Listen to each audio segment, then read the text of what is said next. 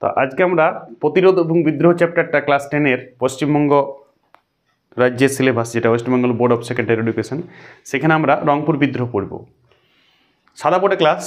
রংপুর বিদ্রোহ ভারতের একমাত্র চ্যানেল, পশ্চিমবাংলার তো বটেই, ভারতের একমাত্র চ্যানেল যেখানে সাদা বোনায় ইতিহাস আর মুখস্থ নয় বলে একটা চ্যানেল বাংলাতে দেখিয়েছি আমি সেদিন, কিন্তু উনি নিজেই এখানে লিখেছেন, লিখে লিখে পড়েছে, আর উনি লিখছেন ইতিহাস আর মুখস্থ নয়। তো উনিও সাদা বোর্ডে ক্লাস দেয়নি, এখানে লেখা আছে, আমি দেখেছি সব বোর্ডে লেখা আছে, তো লেখালা পড়েছি সব, আর একদম মানে সব ইতিহাস লিখে আনিছে বোর্ডটায়, লিখে লিখে রিডিং পড়েছি, আর বলছি ইতিহাস আর মুখস্থ নয়। আরে এইটা ইতিহাস আর মুখস্থ নয়, নিজের ভাষায় লিখবে তুমি। সাদা বোর্ডে ক্লাস, ম্যাপ দেওয়া যাবে, আমি নিজে ম্যাপ দেবো। ইতিহাসে তুমি ম্যাপ পাবে না, বলবে বিদ্রোহটা কোথায় হয়েছিল স্যারকে বলবে, তারপর ম্যাপে দেখান দেন না স্যার। কোনোটা আবার নেপথ্য আওয়াজ, পাহাড় পর্বতে ছবি দেওয়া আছে, নেপথ্য আওয়াজ এসছে, এইসব ইতিহাসের ক্লাস। কোনো টিচার রিডিং পড়ে গেছেন কোনো খাতা দেখি, অদ্ভুত ধরনের সব ক্লাস। ভারতের একমাত্র ইতিহাস চ্যানেল, ইতিহাস যেটা ক্লাস সাদা বোর্ডে নেওয়া হয়। রংপুর বিদ্রোহ তুমি ডিটেলস পাবে এখানে। রংপুর বিদ্রোহ খুব বেশি ইম্পর্টেন্ট হয় না, এটা কোনো 6 নম্বর প্রশ্ন আসবে না, কিন্তু তুমি ডিটেলস নলেজ নাও, যাতে করে যে কোনো ধরনের এমসিকিউ, যে কোনো ধরনের 2 নম্বর প্রশ্ন, যে কোনো ধরনের 4 নম্বরের প্রশ্ন তক্ক হতে পারে। তুমি এই ক্লাসটা করলে সব নিজের ভাষায় লিখতে পারবে, কোনো বই পড়ার দরকার নেই, কোনো শিক্ষক বই পড়ার দরকার নেই। আমি বই পড়েছি, আমি শিক্ষক পড়েছি, তার ফলে উপলব্ধি করেছি, এবং সেই উপলব্ধিটা আমি ছাত্রদের সামনে তুলে ধরছি। সাদা বোর্ডে ক্লাস, নিজস্ব ভাষায়, একদম ঘরোয়া ভাষায় ক্লাস, মাথায় ঢুকাই দেবো তোমার রংপুর বিদ্রোহ কী বোর্ডে, ডিটেলস আলোচনা। সব থেকে বেশি তথ্য দেবো রংপুর বিদ্রোহের, সব থেকে বেশি তথ্য, হায়েস্ট তথ্য পাবে। ক্লাস বড় হবে কিন্তু কমপ্লিট ক্লাস। একবারই তুমি দেখো, রংপুর বিদ্রোহ আর জীবনও পড়তে হবে না তোমাকে। শোনো, এইটা পশ্চিমবঙ্গের ম্যাপ। আমি গোটা ভারতবর্ষেরও দেখাবো না, প্রয়োজন নেই দেখানোর। গোটা ভারতবর্ষের বিদ্রোহ বলে যদিও, কিন্তু আমি ভারতবর্ষের দেখাবো না, তোমরা পশ্চিমবঙ্গ দেখলে এই বিদ্রোহটা যথেষ্ট। আর এইটা পশ্চিমবঙ্গ টাচটাতে বাংলাদেশ আছে, ওই দিকটা কেরালা আছে, আমি এখন শুধু বাংলাদেশটার উপর ধ্যান দেবো।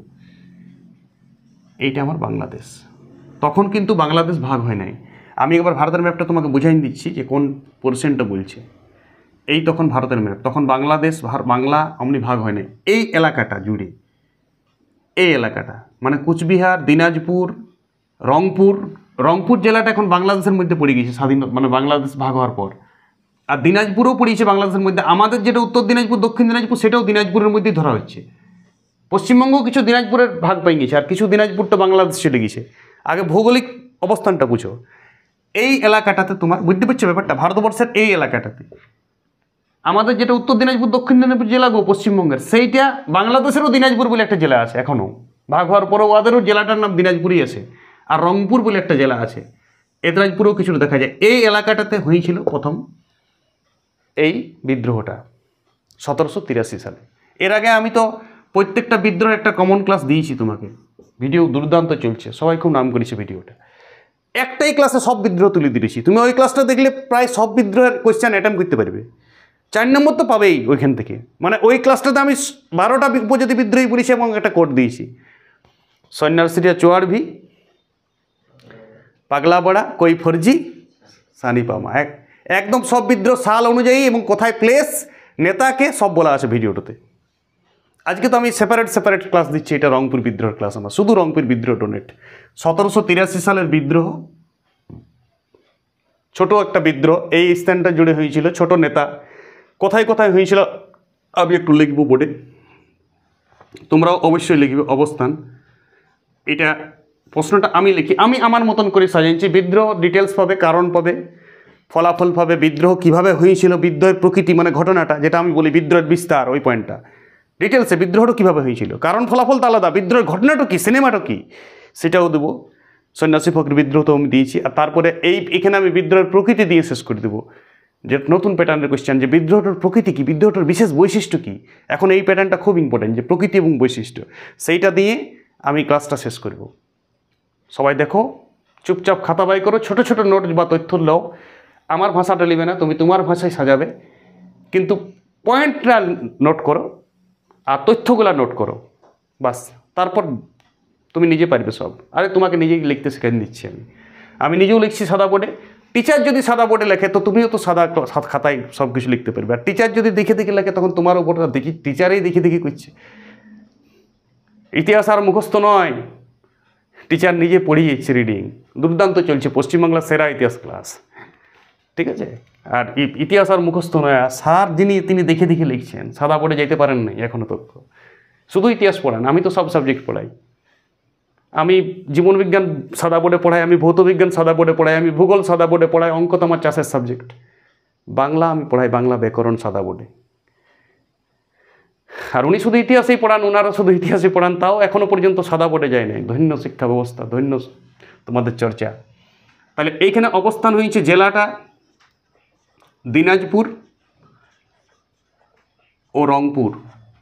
আবার বলছি, স্বাধীনতার আগে 1783 সাল, তখন আমি ভারতবর্ষটা বিরাট ভারতবর্ষ, এই এলাকাটা তো হয়েছে, এটা বাংলাদেশের ম্যাপ আমার কাছে খারাপ হয়েছে, পশ্চিমবঙ্গটা বোঝা যাচ্ছে, এই যে পশ্চিমবঙ্গ, এই এলাকাটাতে হয়েছে রংপুর দিনাজপুর। কোন কোন গ্রামে হয়েছে আমি বলছি, বলো। কাকিনা, ডিমনা, কাকিনা নোট করো, ডিমনা, ফতেপুর, এইসব গ্রামে, এই জেলার এইসব গ্রামে। কাজিরহাট খুব ইম্পর্টেন্ট, কাজিরহাট। টেপাগ্রাম তো এই ক্লাসের খুব ইম্পর্টেন্ট। পাটগ্রামের যুদ্ধ, নাম করা যুদ্ধ, ওই যুদ্ধ দিয়ে এখানে শেষ হবে। আর মোপলাহাট, তাই না? এই সব নাম এই যুদ্ধতে আসতে থাকবে। এইটা গ্রামগুলোর নাম। কাকিনা, ডিমনা, লেখা যদি না বুঝাচ্ছে জুম করো, আমার কথা শুনো। কাকিনা, ডিমনা, ফতেপুর, কাজিরহাট, টেপা, পাটগ্রাম, মোপলাহাট। কোন কোন জেলায় হয়েছে? দুটা জেলায়, দিনাজপুর আর রংপুর। আজগুবি তথ্য নেবে না। কোন কোন গ্রামে হয়েছে? কাকিনা, ডিমনা, ফতেপুর, কাজিরহাট, পাটগ্রাম, মোপলাহাট। না দেখে বলছি আমি সব। এই জায়গাটা জুড়ে বিদ্রোহ হয়েছে, কবে, কোথায়, কীভাবে বিদ্রোহ হয়েছে, ডিটেলস আলোচনা আসবে পরে।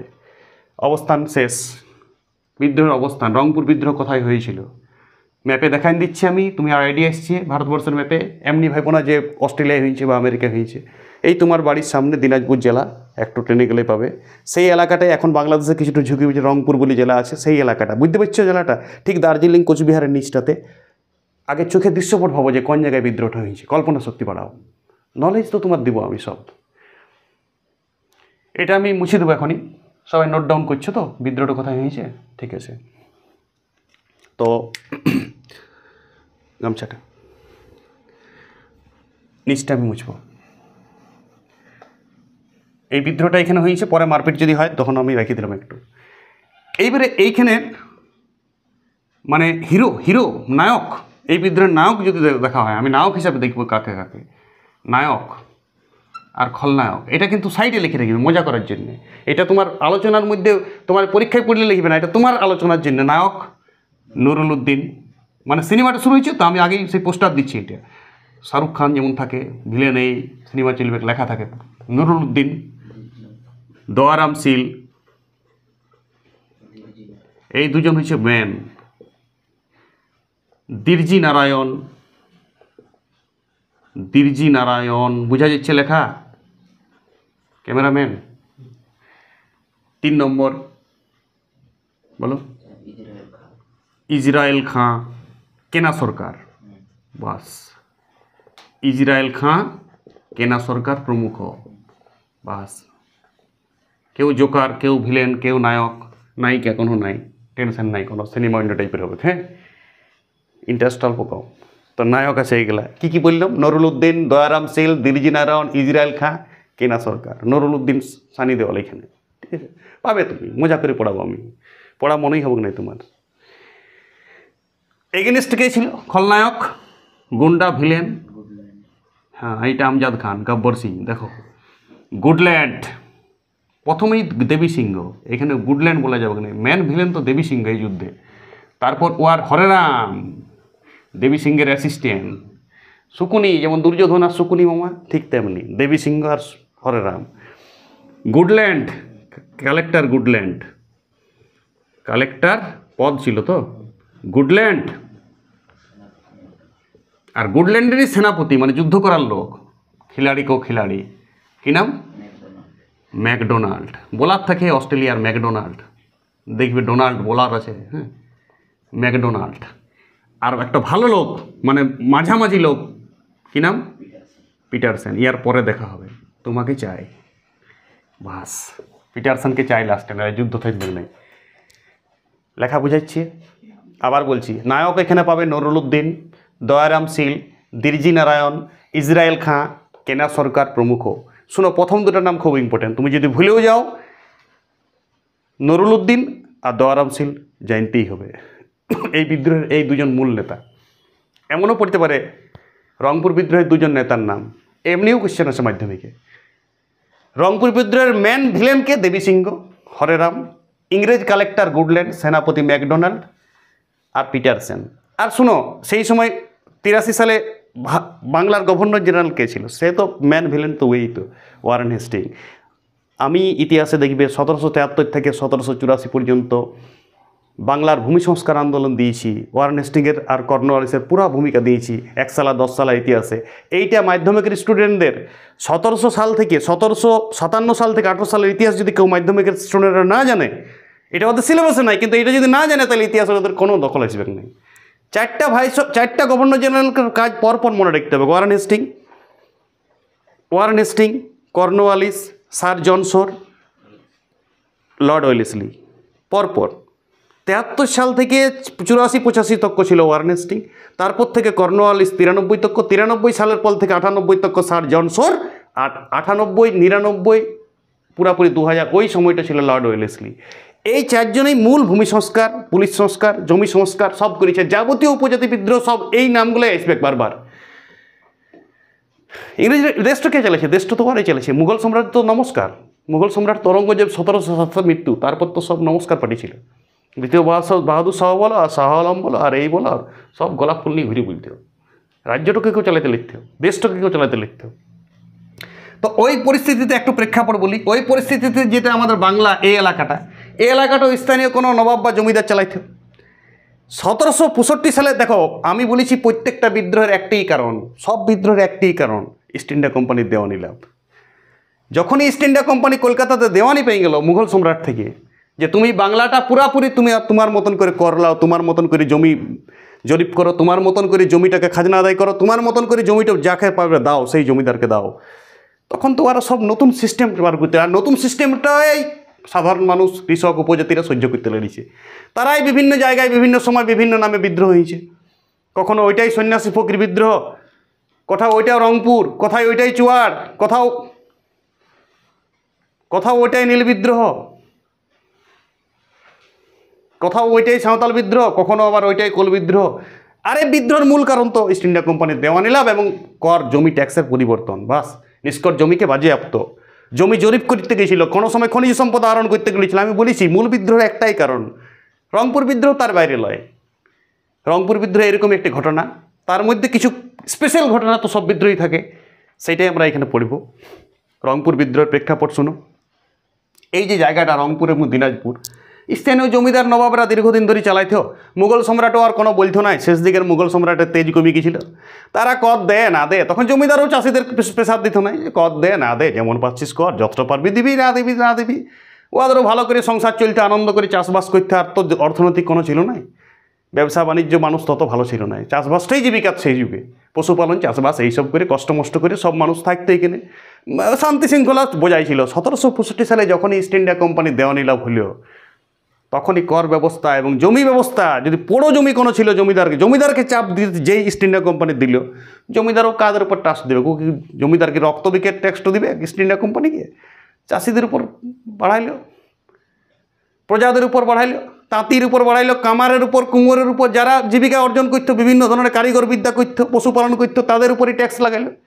তো তারা তো ট্যাক্স ডবল, 3 গুণ 4 গুণ হইতে লাগলো। তো তখন তাদের বিদ্রোহ করেছে, এখানেও তাই। কিন্তু এখানে একটা স্পেশাল লোক আছে, দেবী সিংহ। শুনো, এই দেবী সিংহ লোকটা, একটু ভারতের ম্যাপটা আঁকছি, পরে আমি মুছে দেবো। হ্যাঁ, সেই সময় উত্তর ভারতে ব্যবসায় করতে, উত্তর ভারতে। ইয়ার ইতিহাসটা শোনা, প্রেক্ষাপট, এটা প্রেক্ষাপট বলছি, এই বিদ্রোহটার প্রেক্ষাপট। হ্যাঁ, এই পাস্ট মানে পুরানো ঘটনাটা, সিনেমাতে যেমন দেখায় না, আগে কিছু ঘটনা ঘটে গেছে, সেইটা দেখো। প্রেক্ষাপট এটা পড়বে না পরীক্ষায়, তুমি এটা আইডিয়া চলে আসবে তোমার। উত্তর ভারতে ব্যবসা করতেই ইয়াকে নিয়ে চলে এলো ওয়ারেন হেস্টিং। বুঝে দেবী সিং বুঝে হাই হাই হাই হাই, বুঝে তুমি মুর্শিদাবাদে ব্যবসা কর, তোকে একদম রেভিনিউ কালেক্টর রেখে দিল। রেভিনিউ মানে মুর্শিদাবাদের ও ট্যাক্স ফ্যাক্স দেখবে, ইংরেজের সরকারি লোক, মানে চাকরি, ইস্ট ইন্ডিয়া কোম্পানিতে চাকরি পেয়ে গেল। দেবী সিং মহাখুশি, পুরা অত্যাচার। ও তো নমস্কার পার্টি ছিল, ওয়ারেন হেস্টিংয়ের সঙ্গে ভালো ব্যবহার।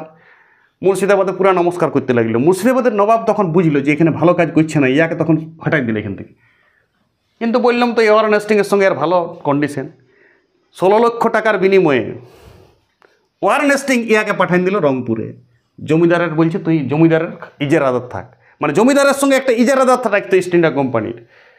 ও জমিদারের ঘরেই থাকতো, কিন্তু ইস্ট ইন্ডিয়া কোম্পানির লোক ট্যাক্সটা আদায় করতে আর হয়ে। তো জমিদারের ঘরে যখন থাকলো রংপুরেরই, 16 লাখ টাকা বলছে বছরে দেবো। তো ও তো বাবু 48 লাখ টাকা আদায় করবে, তবে 16 লাখ দেবে ইস্ট ইন্ডিয়া কোম্পানিকে। রংপুরের যে সাধারণ মানুষের উপর দেখো কেমন বাসটা এবারে দিল, বুঝতে পারছো? এই যাই পরে 12 মাসে 17 মাসের ট্যাক্স নিত। 12 মাসে চাষিকে বুঝতে দিত না, কোনো মাসে দুবার নিয়ে নিত। 12 মাসে 17 মাসের খাজনা, কোনো নিষ্কর জমি থাকলো নাই, সব কর। কিছু কিছু জমি নিষ্কর ছিল, জমিদার কিছু কিছু চাষিকে নিষ্কর জমি দিত, গরিব চাষিকে, যা চাষ করে খা, কোনো কর দিতে হবে না, এরকম কোনো জমি আর রাখিল নাই। 2 নম্বর, এইখানটাতে ইয়ার আগে যদি না দিতে পারত, কড়া শাসন। ঘর বাড়ি জ্বালান দিত, গরু কাড়ি লিত, বাছুর কাড়ি লিত, আরে ফসল জেলা হয়তো তার আত্মসাৎ করত। লোকলা সর্বশান্ত হয়ে গেছিল, অত্যাচার একদম জর্জরিত হয়ে গেছিল। এমনকি বাচ্চা, নিজের বাচ্চা বিটি, বউ বিটি বিকি দিত এরা টাকা শোধ করার জন্যে। করুণ পরিস্থিতি, জঙ্গলে যাই থাকতো, ঘর থর ছিল নাই। দেবী সিং এমন অত্যাচার চালাইল রংপুরে, ঝাড়ি দিল রংপুরকে। সেই অবস্থায় গরিব চাষি, গরিব কৃষক এই অত্যাচারটা কি সহ্য করতে পারবে? কেউ পারবে না। এইরকম করুণ পরিস্থিতি, আরে জীবন ধারণ করা ত্রাহি ত্রাহি করে দিল দেবী সিং এবং ওর অ্যাসিস্ট্যান্ট হরেরাম। দেবী সিংয়ের অ্যাসিস্ট্যান্ট ছিল একটা হরেরাম বলে, মানে বুঝতে দেখবি ভিলেন একটি করে অ্যাসিস্ট্যান্ট থাকে, ও আরও বেশি ডেঞ্জারাস। বাসের থেকে কঞ্চি দৌড়ো, ও আরও তো মানে ও ডাইরেক্ট চাষির ঘরে ঘরে যেত, ওই অত্যাচারটা করতো। দেবী সিংকে তো আইডিয়া দিত যে কীভাবে অত্যাচার করবি। প্ল্যানটা দেবী সিংয়ের, প্ল্যানটাকে সাকসেসফুল করতে হরেরাম, মানে ডাইরেক্ট হরেরাম যে অত্যাচারটা করতো। লাঠি ছাটা নিয়ে, ইংরেজের সৈন্য নিয়ে, জমিদারের লাঠিয়াল নিয়ে, পাইক নিয়ে, বড় কন্দাজ নিয়ে সাধারণ মানুষকে যুদ্ধ। তো সাধারণ মানুষের মধ্যেও তো বড় খিলাড়ি ওকা খিলাড়ি থাকে, তো নুরুল উদ্দিন বলে সেই লোকটি জন্মলাভ করল ইত্য বছরে। ইয়ারা এই গাঁগুলায় Dinajpur, Kakina, Dimna, Fatehpur, Kajira, Tepagram, point to be noted. টেপাগ্রামে ইয়ারা মিলিত হইল প্রথম। টেপাগ্রাম মিলিত হইল। ফার্স্ট বিদ্রোহ, নুরুল উদ্দিনকে নেতা হিসাবে নুরুল উদ্দিনকে নবাব বলে দেওয়া হইল। তাহলে তুমি বিদ্রোহের কারণটা কিন্তু বাবু নিজে সাজাই নিবে। দেখো, বিদ্রোহের মূল কারণটা হচ্ছে দেবী সিংয়ের অত্যাচার, 1 নম্বর পয়েন্ট। 2 নম্বর পয়েন্ট, ইস্ট ইন্ডিয়া কোম্পানি দেওয়ানি লাভ। নোট করো, আমি বললে খাতায় লিখবো না, কারণ এই কারণটা অমনি নাম্বারিং করে লিখবেই না। রংপুর বিদ্রোহের যদি কারণ 4 নম্বরের বেশি প্রশ্ন আসবে না, তুমি পুরা কারণটা একসাথে লিখবে। দেবী সিংয়ের অত্যাচারের ডিটেলস আলোচনা করবে, যা বললাম আমি। প্রেক্ষাপট বুঝে গেলে কি বিদ্রোহ। এবারে বিদ্রোহের কারণে তুমি ফার্স্ট কারণ কি লিখবে বাবু? ফার্স্ট কারণ যদি লিখবে দেবী সিংহের অত্যাচার। দেবী সিংহের অত্যাচার আমি ডিটেলস আলোচনা করলাম তোমার সাথে। অত্যাচার পয়েন্টও দিয়ে একটা অত্যাচার কারণটা লিখবে। 2 নম্বর, ইস্ট ইন্ডিয়া কোম্পানির দেওয়ানি লাভ। দেওয়ানি লাভ হওয়ার পরেই তো ট্যাক্সটা বাড়ি গেল। আরে কর বৃদ্ধি, যে কোনোতেই এই পয়েন্টটা হবেই, কর বৃদ্ধি। 3 নম্বর, জোর করে কর আদায়। কর বৃদ্ধি তো বড় কথা, না দিলে আবার জোর করে, মানে অত্যাচার, সেটা দেবী সিংহের অত্যাচারের মধ্যেই ঢুকছে। জোর করে আদায়। আর 5 নম্বর হচ্ছে এই পশুপালন বা পশু শিকার, এগুলা বন্ধ করে দেওয়া। হ্যাঁ, বানাবে পশুপালন ও পশু শিকার বন্ধ করে দেওয়া। আর 6 নম্বর কারণ তুমি 76-এর মনন্তরটা লিখবেই। সেই বছরেই 76-এর 1770-এ সেই মানে সেই 76-এ তো একদম খরা হয়ে গিয়েছিল এলাকা জুড়ে, মানুষ অনেক গরিব হয়ে গিয়েছিল। এটা প্রাকৃতিক দুর্যোগ, এটা কোনো অত্যাচার না। তো ওই পয়েন্টটা তুমি ঢুকাবে 76-এর মনন্তর। আর ওয়ারেন হেস্টিংয়ের রাজস্ব ব্যবস্থা নতুন, ওটা তো ট্যাক্স বেড়ে গিয়েছিল। এই 5-6টা কারণ, মূল কারণ দেবী সিংহের অত্যাচার। এগুলা তুমি নিজের ভাষায় ডিসকাস করে নেবে সবাই। নোট ডাউন করো, লেখা বুঝাচ্ছে না, নিজে নোট ডাউন করো, আমার মুখের কথা শুনো, নিজে বানায় লিখতে পারো তুমি। কারণ মূল কারণ তো দেবী সিংহের অত্যাচারটা লিখলেই যথেষ্ট। এখানে কোনো পয়েন্ট করো না, অ্যাকচুয়ালি আমার মতে বলে কারণের কোনো পয়েন্ট করো না, একসাথে প্যারাগ্রাফের মতন লেখো কারণটা, ফুল কারণটা একসাথে লেখো। রংপুর বিদ্রোহে, রংপুর বিদ্রোহ তো ছোটোখাটো উত্তর, আমি তো কোল বিদ্রোহ, সাঁওতাল বিদ্রোহ পয়েন্ট দেবো কারণের। এইখানে কারণটাকে প্যারাগ্রাফ করো, একটা পয়েন্টই দিও না। মূল কারণ তো দেবী সিংহের অত্যাচার। বুঝতে পারিস আমি কি বলছি? তার সাথে তুমি উল্লেখ করবে 76 মন্বন্তর, উল্লেখ করবে ইস্ট ইন্ডিয়া কোম্পানির দেওয়ানি রাজস্ব বৃদ্ধি, উন্নত কর আদায়টার পদ্ধতিটা, হরারামের যে কর আদায়ের পদ্ধতি, এটা জুলুম, সেইটার বিরুদ্ধে বিদ্রোহ হয়ে গেছে। চলো বিদ্রোহের বিস্তার। কারণটা ছাড়ো, কারণটা কোনো সিরিয়াস পয়েন্ট নয় এখানে, কারণ বাদ দাও, কারণটা নিজের ভাষায় লিখবে। এবার আমি করছি এখানে বিদ্রোহের বিস্তার, এটাই ম্যান। কী করে ঘটনাটা ঘটছে প্রথম থেকে। প্রথমেই এরা তেপাক গ্রামে সবাই মিলিত হইল। সালটা 1983, 1783, সরি আমি 1900 বলে ফেলি সব কিছুতেই। নুরুল উদ্দিনকে বলে দিল তুই নবাব। নুরুল উদ্দিনকে নেতা চুনল এরা এবং ইয়াকে নবাব বলে আখ্যা দিল। এরা নিজেদের কাছেই নবাব, যে আজ থেকে নুরুল উদ্দিন আমাদের নবাব, আর দয়ারাম শীল হচ্ছে ইয়ার সহকারী। আর পরে যারা নেতা ছিল তারাও বিভিন্ন গ্রাম থেকে লোক নিয়ে এসে লাগলো। এই নেতাগুলা জেলা আমি নাম বলেছি, দয়ারাম শীল, দিরজি নারায়ণ, ইসরায়েল খাঁ, কেনা সরকার, হিন্দু মুসলমান সব একত্রে বিদ্রোহ, একদম গরিব মানুষের সব বিভিন্ন গ্রাম থেকে লোক জোগাড় করতে লাগলো। এবং তেপা গ্রামে বড় মিটিং হইল যাতে, আর আমরা কেউ ট্যাক্স দিব না, ট্যাক্স বন্ধ পুরাপুরি। স্থানীয় স্বাধীন সরকার গঠন করল এরা, বলছে আমরা একটা স্বাধীন সরকার, আর ইংরেজ সরকার বলে কোনো নাই, জমিদার বলে কোনো নাই, জমিদার আজ থেকে আমাদের কাছে নাই, আমরাই সরকার, আমরাই দেশ চালাবো, আমরাই রাজা, আমরা সবাই রাজা। বাস, স্বাধীন স্থানীয় সরকার গঠন করল। নেতা কাকে করে দিল, পয়েন্ট টু বি নোটেড, স্বাধীন স্থানীয় সরকার তৈরি করলো, নেতা করল নুরুল উদ্দিনকে, নুরুল উদ্দিনকে নবাব আখ্যা দিল, নুরুল উদ্দিন আদেশ দিল কেউ কর দিবে না। দেবী সিংহ তো 16 লাখ লাগিবে বছরে, আর এরা বলে দিল কর দিব না। দেবী সিং তো বাবু কী করে 16 লাখ দিব, ও তো 48 লাখের উঠাবার তাল, 12 মাসে 17 মাসের কর নেবো। হরেরামকে দিয়ে, জমিদারকে দিয়ে লাঠিয়াল পাঠাইলো। তেপাক গ্রামে এরা সবাই ছিল, তেপাক গ্রামের জমিদারকে নমস্কার করে দিল, মারিয়ে দিল। যারা কর আদায় করতে গেছিল বিভিন্ন গ্রামে, তারা ধরিয়ে কাঁচাড়িয়ে ঠেঙায় মারিয়ে দিয়েছে। ওইখানে পুরা বিদ্রোহ যেখানে সেখানে চলছে এলাকার, এই 5টা 6টা গায়ে, কাকিনা, ডিমনা, কাজিরহাট, পুরা বিদ্রোহ। গেলেই মারি দিয়েছে জমিদারের লোক, লাঠিয়ালকে ঘেরাও করে মারি দিয়ে, লাঠিয়ালগুলোকে মারি দিয়েছে, পাইকলাকে মারি দিয়েছে, জমিদারের যাবতীয় লোককে মারি দিয়েছে, পুরা ত্রাহিতের ইউরোপ। এমনকি মোগলাহাটে জমিদারের এলাকাতেই, মোগলাহাটে থাকতো এখানে কালেক্টর গুডল্যান্ড, মোগলাহাটে এদের হেড অফিস, এই এলাকার হেড অফিস কালেক্টর ছিল এখানে। যেমন ডিস্ট্রিক্ট কালেক্টর, জেলার একটা কালেক্টর থাকে না এখনও, ডিএম, ঠিক তেমনি সেই সময় ইস্ট ইন্ডিয়া কোম্পানির অধিকারী ছিল এইসব এলাকা, ওদের কালেক্টর ছিল তখন ওইখানে কে, গুডল্যান্ড। ঠিক মোগলাহাটের গড়ায় একটা গ্রাম ছিল পাটগ্রাম বলে, এইটা ধরো মোগলাহাট, এইখানে গুডল্যান্ডের ঘর, মানে গুডল্যান্ডের অফিস, মানে ওই এলাকার মালিক গুডল্যান্ডই তার মানে। আরে কার আন্ডারে চলছে পুরাটাই? ওয়ারেন হেস্টিং তো কলকাতায় আছে বসে, কলকাতার আন্ডারে তো বিভিন্ন জেলা, কথার বুঝতেছে। এখন যেমন পশ্চিমবাংলার আন্ডারে সব, সেই সময় তখন ওয়েস্ট ইন্ডিয়া কোম্পানি। আরে মোগল সাম্রাজ্য নমস্কার করে দিকে সব তো ইস্ট ইন্ডিয়া কোম্পানিকে দিয়ে দিচ্ছে 65 সাল থেকে 1700। এখন তো এই এলাকার সর্বেসর্বার মালিককে ইস্ট ইন্ডিয়া কোম্পানি। আর ইস্ট ইন্ডিয়া কোম্পানি সেই সময় কে চালাচ্ছে 83 সালটায়? Warren Hastings. এটা বুঝা হবে। তাহলে ওয়ারেন হেস্টিং ওইখানে কাকে ডিএম পাঠাইছে? District magistrate Goodland. এবারে গুডল্যান্ড ওইখানে তো একটা এসপি রেখে, এসপি বোঝার চেষ্টা করো। আজকে যেমন প্রত্যেকটা পুরুলিয়া জেলায় ডিএম আছে, এসপি আছে, বোঝার চেষ্টা করো। আরে মুর্শিদাবাদে তোমাদের ডিএম আছে, এসপি আছে, নদিয়াতে একটা ডিএম আছে। ঠিক সেই সময় রংপুর, দিনাজপুর জেলার ওইখানের কালেক্টর ছিল গুডল্যান্ড। আর তার সেনাপতি মানে পুরা এসপি, যখন সুপারিনটেন্ডেন্ট অফ পুলিশ এখন যেমন, সেনাপতি ছিল McDonald. Point to be noted. লেখা যদি না বুঝেছে ম্যাকডোনাল্ড বলে নিজে লেখো, ময় জফলাকার ক, ডকার দন্তনাকার লয়ে টয়ে। আমি তো মুখে বলছি, কেউ বলছে লেখা বুঝেছে না, তাহলে ভিডিও বন্ধ করে দাও, চলে যাও, যাও মাস্টার রিডিং পড়ছে সেটা দেখো গা, মাস্টার দেখে দেখে রিডিং পড়ছে, সাদা বোর্ডে ক্লাস নেবে না কেউ, দেখো ওইটা যাও।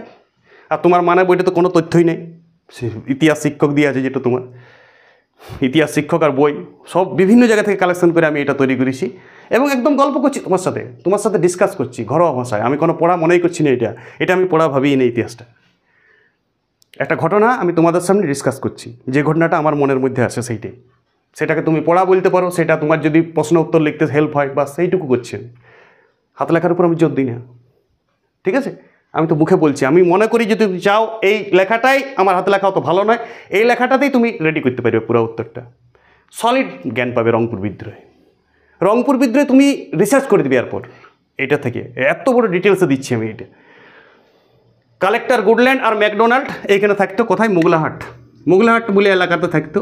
ঠিক তার পাশে বিদ্রোহীরা চলে এলো পাটগ্রামে। ইয়াদের মানে একদম পাটগ্রাম। দেবী সিংহ ভয়ে ডরে পালাইছে। দেবী সিংহ ওইখানে থাকতো তেপার জমিদারের ঘরেই থাকতো। তেপার জমিদারকে তো তেপা তো ধুলিসাৎ করে দিয়েছে। আর তেপার তখন দেবী সিং ডরে ভয়ে পালাইছে, হররামও পালাইছে। কোথায়? বাঁচাও সাধু বাবা। কাকে বলছে? গুডল্যান্ডকে বলছে বাঁচাও সাধু বাবা। গুডল্যান্ডের সঙ্গে ভালো সখ্যতা ছিল। গুডল্যান্ডকে পুরো টাকা দিত, ট্যাক্স তো দমে আদায় করতেই। এই গুডল্যান্ডকে খাইতেও, হেস্টিংকে খাইতেও, পুরাকে খাইতেও, ভিতরে টেবিলের তলে তলে দিত। তো দেবী সিংকে বলতো চালাও তুমি, চালাও, ছাড়ো না তুমি। আর দেবী সিংকে এবার অত্যাচার কৃষকরা তো মানিবে না বাবু। দেবী সিংকে তাড়িয়ে নিয়ে এসেছে। দেবী সিং ডরে ভয়ে ঢুকিয়ে দিয়েছে কোথায়? গুডল্যান্ডের ঘরে। গল্প শুনো। গুডল্যান্ড বলছে কে মারছে তোকে? বলছে তাড়িয়ে নিয়ে এসেছে। বলছে এইদিকে মুরুলুদ্দিন বলছে এরা আসছে আমাকে মারতে। বলছে তোমায় বাঁচাও সাধু বাবা আমাকে। দোয়ারাম সিল এসছে, হ্যাঁ, এই দিগনি আসছে। বলছে জিরাইল খাঁ এসছে। বলছে তাড়িয়ে নিয়ে এসছে। বলছে তোমায় লো, বলছে মরাই দেবে কাউকে পাইলে। বলছে তুই চুপচাপ থাক। বলছে এখানে বস তুই। বলছে এই ম্যাকডোনাল্ড, ও সেনাপতি, যাও করো যুদ্ধের আয়োজন। কে বলছে? যুদ্ধের আয়োজন করো, যাও। ম্যাকডোনাল্ড চলে গেল। মোগলাহাট আর পাটগ্রাম কাছাকাছি, ইয়ারাও রেডি আছে ইয়ারাও। কিন্তু ইয়াদের সঙ্গে বিদ্রোহ পারবে কেনে? আরে ইস্ট ইন্ডিয়া কোম্পানির বড় বড় সব গুলি বারুদ, বড় কন্দাজ, প্ল্যান সব ইস্ট ইন্ডিয়া কোম্পানি ইংল্যান্ড অনেক আগে শিল্প বিপ্লব হয়েছে। আরও সৈন্য পাঠান দিল কলকাতা থেকে। ওয়ারেন হেস্টিংকে ফোন লাগাইলো গুডল্যান্ড, স্যার কি এই মরুলুদ্দিন আমাদের এই দেবী সিং কত ভালো লোক, তাকে মারছে। বলুন না কী করছে? জমিদার বহুত মারি দিয়েছে। বলছে আমাদের কালেক্টর বহুত মারি দিয়েছে। বলছে যেদিক সেদিক করতে চান। ওয়ারেন বলছে না প্রবলেম। বলছে সৈন্যদল যাচ্ছে। তো সৈন্যদল চলে গেল মোগলাহাটে থেকে পাটগ্রামে পুরা বিদ্রোহ করে দিল। 18 জানুয়ারি থেকে এরা বিদ্রোহটা করছিল তেপাগ্রামে। 20-25 দিন ধরে সতাই মেরেছি এরাকে পুরাকে। মানে তখন নুরুলউদ্দিন জ্বালিয়ে দিয়েছে একদম এলাকা। পুরা বিদ্রোহ ঘোষণা, একদম ত্রাহি রব। মানে একদম ইংরেজ ইস্ট ইন্ডিয়া কোম্পানির ওইখানে শাসন সাথে ভয় পেয়ে গেছে। কিন্তু সেই দিন ছাড়টা ছিল 18 ফেব্রুয়ারি, 22 ফেব্রুয়ারি নাকি 22 ফেব্রুয়ারি কুখ্যাত যুদ্ধ। আমি মনে করি না এর বিখ্যাত। কুখ্যাত যুদ্ধ হইল কি? তেপাগ্রামের যুদ্ধ, নোট ডাউন, বা মোগলাহাটের যুদ্ধ বলে কেউ কেউকে। এই এলাকাটাতে যুদ্ধ হইল, ঘোরতর যুদ্ধ হইল। যুদ্ধে দোয়ারাম সিল ডাইরেক্ট প্রাণ হারাইল, নুরুলউদ্দিন গভীরভাবে আহত হইল, পরে প্রাণ হারাইছে। আর বাকি অনেক সেনাপতি, অনেক যারা বিদ্রোহী ছিল কৃষক, তারা পালাই নিয়েছে কেউ ডরে। এরা গুলিগুলা পুরা চালাইছে। ইয়ার সঙ্গে কেন পারবে? এরা এক্সপার্ট সৈন্য, সব প্রশিক্ষণ সৈন্য। আর এরা চাষ করতে আজকে যুদ্ধ করছে দায়ে পড়ে। বাস বিদ্রোহ দমন, অত্যাচার দমন। কিন্তু মানুষের রাগ আছে জানে ওয়ারেন হেস্টিং। দেবী সিং প্রচুর অত্যাচার করেছে, ওয়ারেন হেস্টিংয়ের কাছেও রিপোর্ট আছে। যতই দেবী সিং বন্ধু হোক, সেই মানুষের রাগ তো দমন করতে হবে। যুদ্ধ করে তো মানুষের রাগ দমন করা যায় না। তখন কি করলো? দেবী সিংকে অ্যারেস্টও করেছিল, কলকাতায় বিচার করাইলো। একজন ভালো লোককে পাঠাইলো ওয়ারেন হেস্টিং। তারপর ওইখানে ভালো লোক, গুডল্যান্ডের মধ্যে থেকেও ভালো লোক, বিচার বিশ্লেষণ করার জন্য। এলাকাতে কী হলো? পিটারসন বলে। ওই সব কিছু যখন নুরুলউদ্দিন মারা গেল, দোয়ারাম সিল মারা গেল, বিদ্রোহ দমন হইল, সেই সময় পাঠাইলো উইলকিনসন এই পিটারসনকে। পিটারসন যাই পরে বলছে না, যত বিচার মানুষের কাছে খবর নিয়ে দেখলো যে এই অত্যাচার করেছে দেবী সিং, চলো দেবী সিং আর হররামকে পাঠান দিল কলকাতায়। বিচার হইল হাইকোর্ট। তখন কলকাতায় হাইকোর্ট তৈরি, কলকাতায় তো তখন main supreme court. East India company 1773 সালে কলকাতাতে সুপ্রিম কোর্ট প্রতিষ্ঠা হয়েছিল, মনে আছে তো? পরে সেটা দিল্লিতে ট্রান্সফার করা হয়েছে, ভারত যখন তৈরি হয়েছে, মেন ভারতটা। বাস বিচার হইল। দেবী সিং এত ধুরন্ধর লোক, বিচারককে টাকা খাইয়ে দিয়েছিল, বুঝলে? বাস দেবী সিংকে মানে বেকসুর খালাস। কিন্তু হররামকে ধরেছে, ওর অ্যাসিস্ট্যান্টকে। বলছে তুই বেটা থাক, ওর পুরো যাবজ্জীবন কারাদণ্ড দিয়েছে। হররাম জেলেই মৃত্যুবরণ করেছে। আর দেবী সিংকে পরে বলেছে নুন বলছে আর এইসব করতে যাই না, আর কেলেঙ্কারি করিস না। যা তুই সুন্দর অনেক টাকা করেছিস জীবনে, বহুত টাকা নিয়ে লুটিয়েছিস, যা মুর্শিদাবাদে ঘর করে শেষ জীবনটা কাট। আর দেবী সিংয়ের আর কেউ ছিল না মুর্শিদাবাদে। লাস্টেও 1812 সালে এমনি সাদা মৃত্যু হয়েছে, বয়স হয়ে যেটা মোড়ে, মানে যুদ্ধে মরে নেই, ভালোভাবে জীবনযাপন করেছে। আজও নাকি মুর্শিদাবাদের দেবী সিংহের বাসভবনটা আছে ঐতিহাসিক পীঠস্থান হিসাবে, কুখ্যাত স্থান হিসাবে আজও পরিচিত। বিখ্যাত বলা যাবে না, ঠিক আছে? তাহলে বুঝলে বিদ্রোহের ঘটনাটা পুরাটা। যাই হোক, এই বিদ্রোহের প্রকৃতি। আর এইখানে কৃষকরা একটা ডিং কল লিখতে হয়, এটা আমি বলতে ভুলে গেছিলাম। এটা এমসিকিউ তো পড়ে যেতে পারে। কৃষকরা যখন ওই তেপাগ্রামে আলোচনা করতে, ওদের তো চাঁচ ও বিভিন্ন খরচ আছে, কৃষকদেরও তো একটি খরচ আছে। ওর একটা সবাই মিলে নিজেদের বিদ্রোহ চালাবার জন্য ডিং কর আদায় করেছিল। ওটা 18 জানুয়ারির কেস। যখন ওই তেপাগ্রামে মিলিত হয়েছিল, জমিদারকে মারিছিল, কর ট্যাক্স আদায় করতো তারাকে মারি দিয়েছিল, অনেক ইংরেজের ইস্ট ইন্ডিয়া কোম্পানি সৈনিককে মেরেছিল। আগে আদায় করতে গেলে মারত, তবে তো গুডল্যান্ড এত বড় ঘটনা ঘটালো। মোগলাহাটের যুদ্ধ বা পাটগ্রামের যুদ্ধ তুমি যা বলবে, সেই বিদ্রোহটা লাস্টে হয়েছে শেষে, 13 নম্বর শেষ সিন ওইটা। আর এইখানে একটা কর আদায় করতে, এরা ডিং কর বলে, এটা নোট করবে, কারা ডিং কর আদায় করতো? আরে ইংরেজরা লয়, নিজেদের মধ্যে কৃষকরা নিজেদের মধ্যে আমরা পিকনিকের জন্য ফিস্ট করার জন্য টাকা আদায় করি, ওরা এমনি ডিং কর করতো বিদ্রোহ করার জন্য। ডিং কর, বাস ওই করটার নাম ছিল ডিং কর, মনে রাখবে এটা। ডিং কর কি এমসিকিউতে এসে যেতে পারে। মানে রংপুর বিদ্রোহে চালানোর জন্য নুরুল উদ্দিন নবাব, দোয়ারাম শীল, তারা বিদ্রোহটা চালানোর জন্য সাধারণ মানুষের কাছ থেকে একটা টাকা নিত, যে তোদের হয়ে আমরা বিদ্রোহ করছি, তোরা আমাকে সাহায্য কর এইটুকু দিয়ে, তবে তো আমরা অস্ত্রশস্ত্র কিনবো, এত বড় ইস্ট ইন্ডিয়া কোম্পানির বিরুদ্ধে লড়া, চারটিখানি কথা, ডিং করটা দে। এই করটার নাম ছিল ডিং কর, এটা আমি বলতে ভুলে গেছিলাম। পয়েন্ট টু বি নোটে, তুমি কোনো জায়গায় ঠিক ঢুকাই নেবে ওইটা। বিদ্রোহের বিস্তার শেষ, এবার বিদ্রোহের ফলাফল তো বলেই দিলাম আমি। বিদ্রোহের ফলাফল, অনেক কৃষক মারা গেল, নুরুল উদ্দিন মারা গেল, দোয়ারাম শীল মারা গেল, ইয়াকে জেল পুরা হইলে, ইয়াকে ছেড়ে দেওয়া হইলে, এলে সব ফলাফলে লিখবে তুমি। এবারে লাস্টে বৈশিষ্ট্য, শুনো বৈশিষ্ট্য, বিদ্রোহের বৈশিষ্ট্য একটু বলবে। বৈশিষ্ট্য লাস্ট, মন্তব্য মূল্যায়নও বলতে পারো তুমি এটা। বিদ্রোহটার মূল্যায়ন বৈশিষ্ট্য লাস্টে আমরা একটা বলি, বিদ্রোহের বৈশিষ্ট্য কী ছিল বা প্রকৃতি কী ছিল, বলো প্রকৃতি কী ছিল। রাজস্ব আদায় কিন্তু ব্যর্থ হয়েছিল নুরুল উদ্দিন, দেবী 3 লক্ষ রাজস্ব আদায় করতে পারে নাই, 16 লক্ষ বলেছিল তো, 3 লক্ষ রাজস্ব আদায়ে ব্যর্থ, মানে বিদ্রোহীরা দেয় নেই। 2 নম্বর, এটা হিন্দু মুসলিম ঐক্যতা লক্ষ্য করা গেছিল। নুরুল উদ্দিনও ছিল, এদিকে দিলগিজি নারায়ণও ছিল, কেনা সরকারও ছিল। তাহলে বলো হিন্দু মুসলিম একটি দয়ারাম শীল ছিল, মানে হিন্দু মুসলিম সবাই মিলে বিদ্রোহ, তাহলে হিন্দু মুসলিম ঐক্য ছিল এটাতে, এইটা একটা প্রকৃতি ছিল। আর চিরস্থায়ী, দেখো এবারে এরপর ওয়ার নেস্টিং এরকম করতে করতে বিভিন্ন জায়গায় বিদ্রোহ যখন হয়েছে, ওইদিকে সন্ন্যাসী পুকুর হয়েছে, তখন চিরস্থায়ী বন্দোবস্ত, জমি আরও জমিগুলা দিয়ে দিয়েছে পরে, যেগুলা নিষ্কর জমিগুলা কাঢ়ি নিয়েছিল তেপাক গ্রামের জমিদার মিলে, সবাই মিলে, তারপর আবার চাষিরাকে জমিদার ফেরত দিয়েছিল এবং চিরস্থায়ী বন্দোবস্ত করিয়েছিল, কর্নওয়ালিস চালু করেছিল। এরপর এই বিদ্রোহটার পরে দেখছি এমনি করে টেকানো যাবে নাই, লর্ড কর্নওয়ালিস কী করেছিল, চিরস্থায়ী বন্দোবস্ত চালু করেছিল 93 সালে, জানেন তো সবাই। বন্দোবস্ত চালু, চিরস্থায়ী বন্দোবস্তর ক্লাস আমার ইউটিউবে দেওয়া আছে, ওটা ক্লাস 10-এর সিলেবাস নয়, কিন্তু 10-এর সব বিদ্রোহগুলো পড়ার জন্য ওইটা নলেজ দরকার, নাহলে তোমার নলেজ বাইরে বাইরে নিবে আর মুখস্থ করতে থাকবে। বন্দোবস্ত চালু করেছিল, আর কোনো আছে? বাস এইগুলা বিদ্রোহের প্রকৃতি। যাই হোক, লাস্টে তুমি মূল্যায়ন একটা নিজের থেকে করবে। যদিও বিদ্রোহ ব্যর্থ হয়েছিল, তা সত্ত্বেও ইংরেজদের মনে বিরাট ভয় ঢুকাইছিল, এটা একটা ভাষা, এটা দিতেই হবে। যদিও বিদ্রোহ দমন হয়েছিল, তা সত্ত্বেও আমি ইংরেজদের প্রতি বিরাট ভয় ঢুকাইছিল। এটা রংপুর বিদ্রোহ একটা ছোট বিদ্রোহ, আবার বললাম, কিন্তু আমি ডিটেলস আলোচনা করলাম। তোমার মনে আশা করি একটা ছবি বা একটা নলেজ তৈরি হয়ে গেছে। এই মনে যদি একটা নলেজ বা ছবি এঁকে দিতে পারি আমি, এটাই আমার কাজ। খাতাতে তুমি নোট লয়, একটা মনে ছবি। আর এইটাই সত্যিকারের ইতিহাস মুখস্থ নয় ক্লাস। যেগুলা ইতিহাস মুখস্থ নয় বলে চলছে, সে টিচার নিজেই মুখস্থ করে আর তোমাকে বোর্ডে দেখে দেখে পড়ায়। টিচার বলছে আমি মুখস্থ নয়, আর ইতিহাস মুখস্থ নয়। হ্যাঁ, পিক্সেল অ্যাপের সঙ্গে পারবো না এবার সঙ্গে, বাবা রে ইতিহাসের পিক্সেল অ্যাপ বিরাট শুরুতে, কিন্তু এইখানে কোনো সাদামাটা একদম ইতিহাস একদম ক্লাস তথ্যে ভরা। ক্লাস খোলার পর তোমার আর এইটা বন্ধ করতে পারবে না তুমি। সলিড তথ্য, একটা ঘটনা দিলাম তোমাকে, কারণ তুমি নিজের মন থেকে লিখবে, ফলাফলও নিজের মন থেকে লিখবে। সব আমি পুরো ঘটনাটা তোমার চোখের সামনে প্রেক্ষাপট রাখলাম, সব কিছু দিয়েছি, প্রতিপক্ষ দিয়েছি, নায়ক দিয়েছি, খলনায়ক দিয়েছি, অবস্থান দিয়েছি, ম্যাপ দিয়েছি। একটাও যদি ইতিহাস ক্লাস পাও তুমি ইউটিউবে, একটাও, আমাকে প্লিজ এই লিঙ্কটা দিবে, যে এই দেখুন এই একটা ইতিহাস ক্লাস আছে, এর থেকেও উন্নত। খুঁজো তুমি ইউটিউবে যাও, যেটা সাদা বোর্ডে ক্লাস আসবে। এত তথ্য স্যার নিজের মন থেকে বলবে।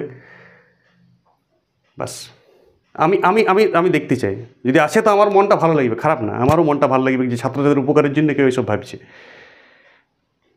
ক্লাস আসবে রিসেন্ট চুয়াড় বিদ্রোহ, ক্লাস আসবে রিসেন্ট কোল বিদ্রোহ, সাঁওতাল বিদ্রোহ, সব নীল বিদ্রোহ ডিটেলস আলোচনা, একদম একদম গল্পের মতন, কোনো খাতায় নোট করতে হবে না, শুধু তথ্য নোট করবে আর ঘটনাটা তোমার মাথায় আমি গাইতে ক্লাসটার পরেই তোমার নলেজ চলে আসবে। ওকে, ভালো থাকবেন সবাই।